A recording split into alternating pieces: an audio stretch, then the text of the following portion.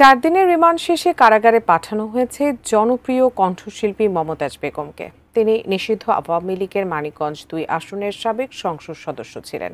5 আগস্টের পর তিনি টানা 90 দিন মানিকগঞ্জেই নিজের ভাইয়ের বাড়িতে লুকিয়েছিলেন। ওই 3 মাসে মমতাজ একদিনও ঘরের বাইরে বের হননি। তাহলে কিভাবে তিনি ঢাকায় এলেন? এ নিয়ে চাঞ্চল্যকর তথ্য দিয়েছেন মমতাজের ভাই। বিস্তারিত জানাচ্ছেন এসআই রাজ। ছাত্র জনতার আন্দোলনে শেখ হাসিনা সরকারের পতনের পর গা ঢাকা দেন ফ্যাসিবাদ দল আওয়ামী লীগের অধিকাংশ নেতাকর্মী। কেউ দেশের বাইরে, আবার কেউ দেশের ভেতরেই আত্মগোপনে থাকেন মাসের পর মাস। তাদেরই একজন মানিকগঞ্জ 2 আসনের সাবেক সংসদ সদস্য ও জনপ্রিয় লোকসঙ্গীত শিল্পী মমতাজ বেগম। সরকার পতনের প্রায় 10 মাস পর সম্প্রতি গ্রেফতার হয়েছেন তিনি। তাকে গ্রেপ্তারের বিষয়টি ব্যাপক আলোচিত হয়েছে সোশ্যাল মিডিয়ায়। এই 10 মাস মমতাজ কোথায় ছিলেন, কিভাবে ছিলেন আর কিভাবে কেটেছে তার দিন, এসব নিয়ে প্রশ্ন উঠেছে রাজনৈতিক মহল ও জনমনে। এ বিষয়ে এবার মুখ খুলেছেন মমতাজেরই আপন বড় ভাই। তিনি জানিয়েছেন এতদিন তার বোন মমতাজের অবস্থানের বিষয়ে।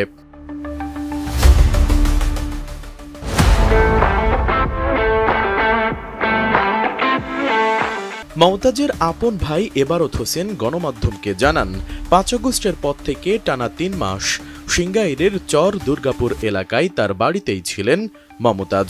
এই 3 মাসে তিনি একদিনও ঘরের বাইরে বের হননি।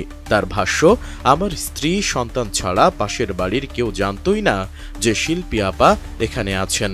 তিনি সবার সঙ্গে যোগাযোগ বন্ধ রাখেন। কেউ প্রয়োজন হলে আমার মাধ্যমেই যোগাযোগ করতেন।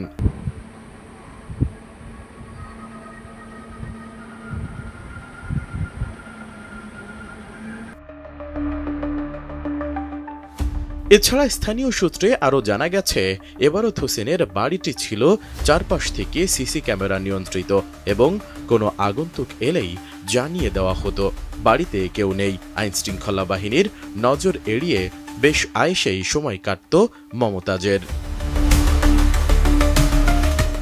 এবারত হোসেন আরও জানান, মমতাজের ঘনিষ্ঠ বান্ধবী নিপার মাধ্যমে তার নামে ধানমন্ডিতে একটি বাসা ভাড়া নেওয়া হয়।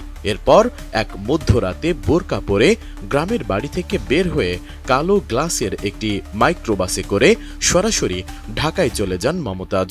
বাসায় ওঠার পুরো প্রক্রিয়া নিপা তত্ত্বাবধান করেন।